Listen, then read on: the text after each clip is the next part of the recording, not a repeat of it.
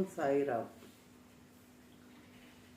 इसके बाद वे गुरु मुझे एक कुएं के पल ले गए। उन्होंने कुएं के निकट खड़े एक पेड़ पर मेरे पांव एक रस्सी पर बांधकर मुझे सिर के बल से लटका दिया। मेरा सिर पानी से केवल 3 फुट ऊपर था ताकि मैं उस तक पहुंच सकूं। फिर वे मुझे छोड़कर चले गए और लगभग 5 घंटे के बाद लौटने में मुझसे पूछने लगे कि मैं किस प्रकार हूँ, मैं कहाँ, मैं सर्वोत्तम परमानंद से हूँ।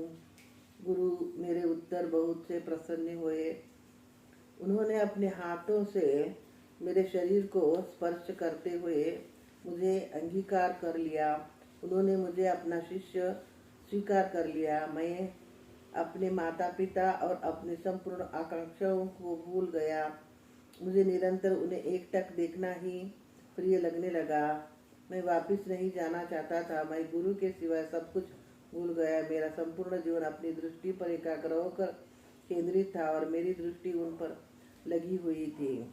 वह मेरे चिंतन का विषय था। कौन अवस्था में मैं नतमस्तक हो गया। जो भी वह यह निश्चय कि बाबा गुरु थे। उनके पास एक ईंट थी जिससे वे सदा सोते समय तकिया के रूप में प्रयोग करते थे और जब वे बैठे तो रहते थे तो उस पर अपना हाथ रखते रहते थे। इसके बारे में वे कहते थे कि ये ईंट मेरे गुरु की भेंट है, मेरे जीवन का साथी है। संभवतः ये 2 वृत्तांत उनके शिष्यत्व को दिखाने वाले एक दूसरों को पूरक है। साईं बाबा के पहले जीवनी लेखनों से घटना की है कि उन्हें एक कुएं में पानी से 3 फुट ऊंचा रखकर उल्टा लटकाया गया था, एक प्रतिमात्मक रूप लिया था। हालांकि उनकी प्रतिमात्मक स्पष्टीकरण के बावजूद भी इस बात का इनकार नहीं किया जा सकता कि बाबा के एक गुरु निश्चित से थे।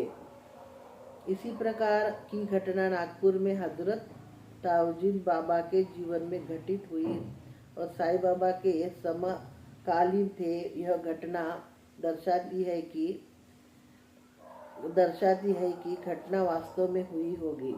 मैं उस महान संत हजरत ताऊजीन बाबा के बारे में अपनी अप्रकाशित पुस्तक का विस्तार वर्णन करूंगा। निश्चित ईश्वरीय अनुभूतियों के बारे में जिन रहस्यमयी तरीके से उन्होंने हमें बताया कि हम आश्चर्यजनक नहीं है। एक दिन किसी ने बाबा की ताऊजीन बाबा से कहा, स्वामी परमानंद हाल की अनुभूति कैसी होती है?